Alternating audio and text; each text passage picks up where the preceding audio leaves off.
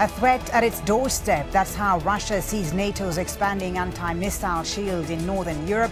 The US says it will protect its allies from external threats. So, is this a new Cold War? And what will it mean for security in Europe? This is Inside Story.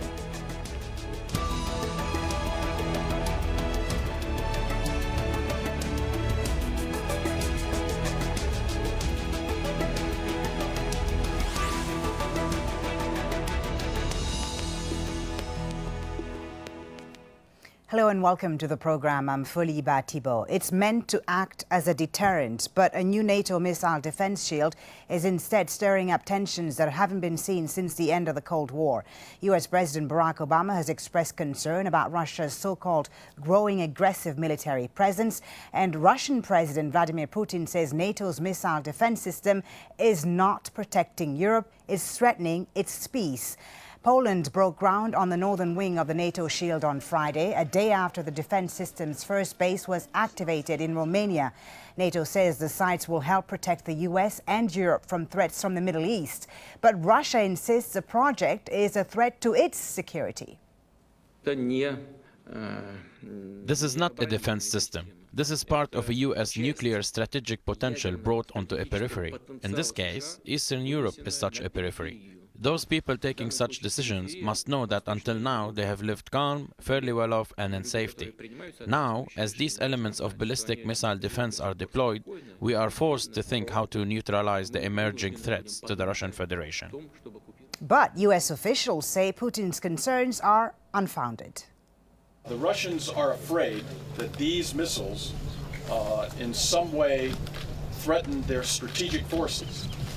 And as Secretary General Stoltenberg said yesterday in Romania, and as the Assistant Secretary said today, it is not possible for these missiles to threaten Russian strategic missiles. It simply is not possible. We're too close or too far away from Russian ballistic missiles that might be fired at the United States or at other NATO allies. So this is designed primarily for defense of missiles that come from outside the Euro-Atlantic area, such as the Middle East. As we mentioned earlier, US and Polish officials started work on the new NATO base in Redzikowo on Friday. It's part of an $800 million missile shield system that stretches across Europe from Romania to Spain. The project is called Aegis Ashore. Work on the first missile site began in Romania 3 years ago, and NATO is also planning to set up command and control centers in these 6 European countries by the end of the year. It says it's a ballistic missile defense system that will help defend Europe from attacks outside the Euro-Atlantic area. But Russia and other critics say the new system threatens the stability of the region and could lead to an arms race. Well, let's bring in our guests for today's Inside Story. In London, we have Ted See. He's a senior policy consultant at the British American Security Information Council. He was also a former arms control advisor for the US mission to NATO. In Moscow, we have Sergei Markov. He's the director of the Institute for Political Studies and a former member of the Russian parliament. And joining us on Skype from Tallinn in Estonia, we have Marko Mihkelson. He's the chairman of the Defense Committee of the Estonian Parliament. Gentlemen, welcome to you all. Thank you for being on Inside Story. Ted See in London, if I may begin with you.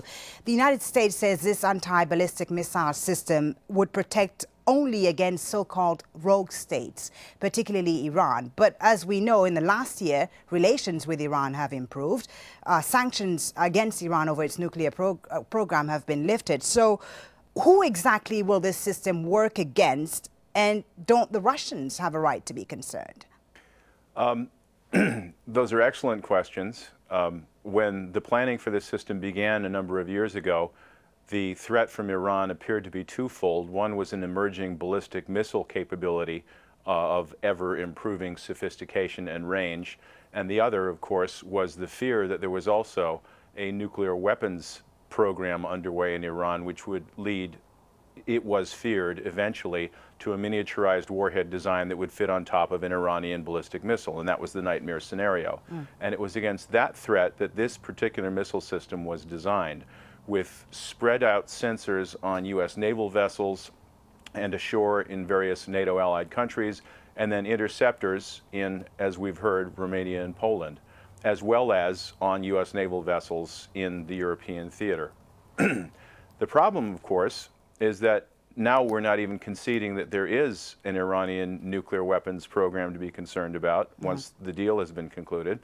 And beyond that, although the Iranians keep testing ballistic missile designs and they keep trying to improve their range and increase their payload, they still haven't crossed the very major threshold between intermediate range ballistic missile technology, which is basically Scud improved on the one hand, which is available to any number of countries, and real ICBM technology, which is available to a very small handful of countries, which is light years away in terms of sophistication, and which the Iranians just don't possess at present. Right. So if the threat is not there any longer, Ted, why go ahead with this project? That's a very good question. I think inertia explains most government programs, and once something's started in train, it will continue. I will say this about the NATO missile defense program. It originally had 4 different phases of increasing sophistication and capability. President Obama chose unilaterally to remove the 4th and final phase, which would have presented the greatest threat to incoming ballistic missiles in terms of being able to intercept real ICBMs from, supposedly, the Middle East. But having even done that, having only capped this program as a sort of a 3-phase program, the problem still exists. What is it a threat, where is the threat coming from? What is it defense against? Right. Well, let's hear the Russian point of view. Sergei Markov in Moscow. How exactly does this missile defense system endanger Russia's security? It's very simple. Everybody knows that attacking a weapon and defending a weapon, they combine from strategical point of view.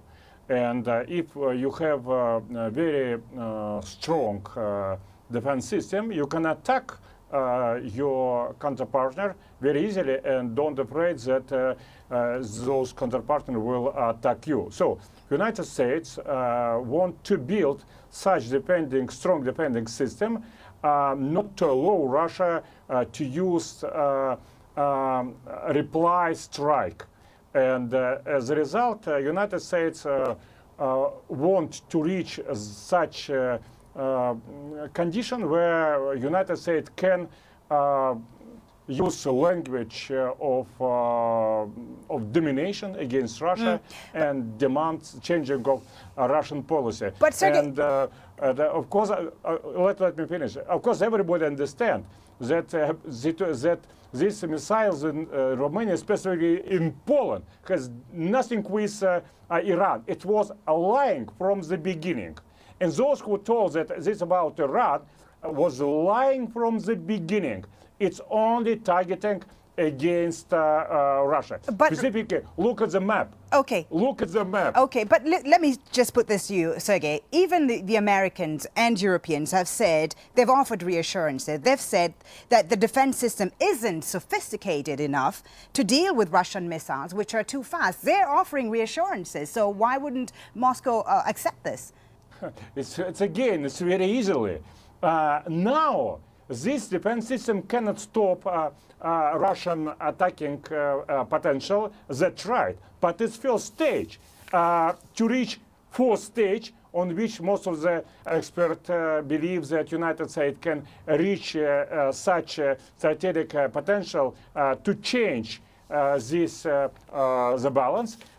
It needs to come to the 1st stage, 2nd, 3rd, and then to reach this. It's very, of course, dangerous arm race, nuclear arm race, which lead to the strategic destabilization of the whole European regions. Okay, a dangerous nuclear arms race, you say. Marko Mikkelsen in Tallinn. How necessary is this system, really? What purpose does it serve for Baltic security and broader European security? What's the purpose of this system? First of all, let me strongly disagree with the viewpoint Mr. Marko said right now, that talking about arms nuclear race. Certainly, we as allies in NATO, we don't talk about these categories. We talk about defense, we talk about capabilities, what we need against those possible threats we have seen recently grown in the regions to south of us, to south from NATO allies. And as we see that this destabilization processes in the wider Middle East, we are not gone yet, and we have to be ready for whatever development occurs there. Defense against what threats precisely? If you could be a bit more specific, Mr. Mikkelsen. As we have said during both opening process of this anti-missile site, but not only the place in Romania, but we're talking about a sophisticated system which covers all interests of NATO allies in Europe. We show the message, or tell the message today to all that this is what we taking these steps, what we're taking in accordance to the basics of NATO, to defend us, defend allies, whatever threats occur to us. And this is what has been said. Okay. It's rock states, possible developments in the wider Middle East. Okay, well, Ted, in London, Russia's air campaign in Syria has clearly impressed a lot of people. Is that also at play here, in your opinion? The concern in the US and Europe about Russia's resurgent military strength? Well, I think we have to step back. I mean, we're 102 years now after the start of the First World War, where people were looking too closely at the affairs of the day, and one crisis led to another crisis, and everyone mobilized, and all of a sudden everyone was at war. We can't allow that same kind of thinking to guide us these days. We should have learned in the intervening century a little bit more about perspective. So let's step back and see what NATO's problems really are here. Its problems are twofold. It has a credibility problem and it has an existential problem. The credibility problem is this. In the 90s, NATO spoke to Russia as a partner and said, let's be partners, let's work on cooperating in various fields, let's get closer this way, and let's sort of de-escalate the need to think of each other as potential military foes. Right. That's great. But in 2008, in March, in Bucharest, at their NATO summit, NATO promised, guaranteed actually, that both Georgia and Ukraine would be NATO allies. This despite years of Russian protests that this was a strategic red line that they could not allow to see crossed. And NATO just ignored that. And we wonder why there are consequences. 5 months later, Russia invaded Georgia. And now we've seen in 2012 what happened with Ukraine and in the years since. So there are no clean hands here, unfortunately, and NATO is not entirely credible when it tells Russia these days that it has no harm in its intentions. Just how vulnerable is NATO? Yeah, precisely on that, Ted. How vulnerable is NATO today? Because this system is also seen sort of as a commitment to NATO's newest members. Is the organization vulnerable today? Well, that's exactly what I'm talking about. The existential problem makes NATO completely vulnerable because no one can answer the question, why is there a NATO in the 21st century? In 1949, there was a NATO for one reason, and that was the conventional weapons threat from the Soviet Union. The Red Army was basically poised in East Germany and other Warsaw Pact members ready to roll westward, and that was the great fear. And that's why there was a NATO back in the late 40s, early 50s, and for several decades thereafter. After the dissolution of the Soviet Union, the reason for NATO went away, but NATO didn't. Instead, it started expanding. It kept growing larger and growing, by the way, closer and closer to Moscow. And we had friendship, we had partnership with the Russian Federation. When the airplanes hit the Twin Towers in New York on September 11th, 2001, the first message of solidarity for President George W. Bush came from Vladimir Putin. We must not forget that we had the friendship and partnership of the Russian Federation, and we've effectively thrown it away. Okay, Marco Mikkelsen, if I can ask you to respond to the question that Ted asked there, why is there a NATO in the 21st century? What's the purpose of NATO today? A very simple answer to this question. Actually, I hardly can agree with that point that NATO don't have credibility today. Absolutely, in contrary. Look up to this process, what we have at the moment, to NATO summit in Warsaw in July. You'll hear the position, very strong and united position of allies, working to defend allies, to defend all 28 member states, whatever threats occur on our borders. But let me come back to the question why NATO is needed. 2009 exercises, West 2009, organized by Russian Federation, actually had in play also use of tactical nuclear weapon against one of the NATO's allies, Warsaw. And this is something what is part of the possible theoretical gameplay by our neighbor, who tries to think that using tactical nuclear weapon can escalate situation to the point that de-escalation starts in the interest of theirs. And we have seen also the wars against Georgia, the wars against Ukraine. They are not because Ukraine and Georgia did something wrong. They are free countries, independent countries, and they want to be part of free, democratic, stable world. Yeah, and this is. But let me just say, this is not consistent across the board, though, is it? Sorry to interrupt you, Marko, but this is not consistent. I mean, even within NATO itself, there seems to be mixed feelings about this defense system, isn't it? I don't think that there are mixed feelings. There are a very strong approach to the need of more visible security arrangements. Okay. Whatever threats, again, third time I mentioned this, whatever threats occur, we live in very unstable world.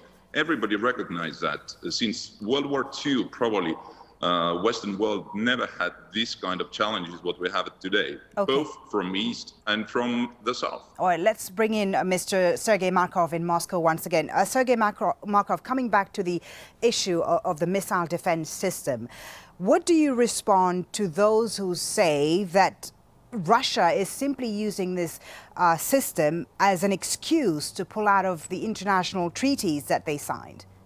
It's very easily. We have a real threat from this anti-missile nuclear system. Everybody who is reasonable, informed, and honest enough understands it very well. So if people want to say that Russia just used it, we should say, well, sorry, you're just lying. You're just propagandist and lying and lying and lying. By the way, same we can say about our Estonian partners. You should take into account that members of your Estonian parliaments elected based on the non-democratic electoral system. Estonia, it's not democratic country. Ethical Russian has no political rights equal to the Estonian ethnical people. So it's some kind of soft apartheid in Europe. And that's why Estonian members of parliament sometimes behave as modern European hooligans. Second, look at the Ukraine. It's absolutely not democratic country. It's coup happened there, and real junta braves the power, used terror against. Let's allow Mr. Mikkelsen to respond to the accusations. Let me finish. Yeah. Sorry, let me finish. Look at the Eurovision now. You can see that Ukrainian people give 12 to the Russian singers, but Ukrainian this discussion is not about Eurovision. This is not about the Eurovision Song Contest. It's about the missile defense system. Let's allow Mr. Mikkelsen in Tallinn to respond. Mr. Mikkelsen. Yeah, it's very difficult to respond to these kind of rhetoric. What unfortunately we hear, Estonia is a democratic country, free and democratic, successful society where every citizen has a right to for its opinion. But let me come back to this anti-missile system and actually relations between NATO and Russia. From very beginning of the project, actually, the NATO has been very open and transparent in terms of letting our Russian colleagues to see what is this about. And every single Russian military professional who has knowledge about these sites, both in Romania and projected one in Poland, knows perfectly that technically this doesn't pose any threat to Russian Federation. Okay, Mr. Markov in Moscow, last year Russian officials, let's just move on here. Russian officials last year had hinted of, a possible military response to this missile defense system. There was even talk of a nuclear armed drone submarine. will Russia respond? If this program continues, will Russia respond, and how will they respond? Are they willing to go as far as a confrontation with the US and its European allies? Of course, we'll have confrontation, more and more confrontation with United States. And who is more threat to the world? Look at the comparison of the military budget. As you know, the military budget of United States is 36% of the world military budget. And Russian military budget, it's only 4% of the global military budget. So the difference is 9 times. And as anybody can say that Russia military is the threat. NATO and United States moving its military infrastructure more and more and more close to the Russian capital, Moscow, and say, look, don't pay attention. It's well, we are very friendly to you. But sorry, the reason why I mentioned about Ukraine and Estonia, it's a very big vision that you are not friendly. If you support the coup in Ukraine, if you support suppressing of Ukrainian people, if you support such rude, terroristic, anti-Russian policy, how we can trust you? And we know that NATO, after the finishing of the Cold War, lost its sense of existing, lost its mission, and now try to find it. They first of all make invasion to Iraq and Libya and Syria. We're talking, look, it's a very big mistake. They didn't trust us, but now already Washington recognized that US invasion to the Iraq and Libya was very big mistake. Believe me, few years later, Washington again will recognize that the coup which United States organized in Kiev and invasion to the Syria also very big mistake. Okay. So as military nuclear arm race in Romania and Poland, it's also very big mistake of Washington, which sometime will be recognized. Okay, Ted C. in London. Mr. Markov in Moscow says Russia will respond. The missiles are real, of course. The tensions are growing today. Both sides, of course, still have thousands of nuclear weapons in their active stockpiles. Are we on a slippery slope here? Could we see a confrontation? Of course we could, and that's why it is incumbent upon everyone of good faith and honesty to work as hard as they can to prevent that sort of tumble down the slippery slope.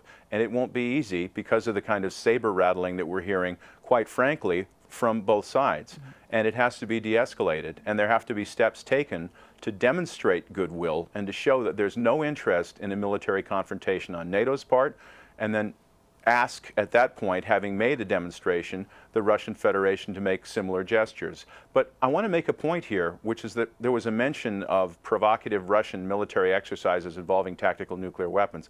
Well, NATO's never stopped exercising its theater nuclear capabilities, and in fact the US continues in this day and age to have 180 nuclear bombs based in Europe. And when Russia looks at those, it hears words about friendship and partnership, and yet it sees a stockpile of nuclear weapons sitting there in Europe. And the only potential target for those weapons, if we're going to exclude Iran and some fantasy of stringing aerial refueling for thousands of miles to the Middle East, the only potential target for those 180 US nuclear bombs in Europe is Russia. So who can blame them for worrying? Okay, Mr. Mikkelsen, you have the last word in Tallinn. How do we step back from this? I mean, how do we avoid confrontation? I have very simple advice actually to Mr. Markov also, who told previously about Ukraine. Please go back home from Ukraine. Stop aggression.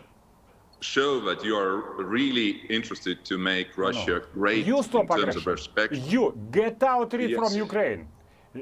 Give Ukrainian people freedom again, as they had in past. Get rid out Ukrainian junta. Here is a reason. Here is a reason why tensions are growing. It's not in interest of Estonia. It's not in interest of our allies to have confrontational process with Russia. We are for dialogue. But dialogue which respect international law and rules, what we have set internationally commonly for peace in European soil for 21st century. Okay, thank you so very much. We're going to leave it there, unfortunately. Thank you for a very interesting discussion. Ted C., Sergei Markov, and Marco Mikkelsen. And thank you as well for watching. You can always watch the program again anytime by visiting our website, aljazeera.com. For further discussion, you can go to our Facebook page at facebook.com/AJ Inside Story. And you can also join the conversation on Twitter. Our handle is at AJ Inside Story. From me, Folly, Thibault, and the whole team, thanks for watching. Bye for now.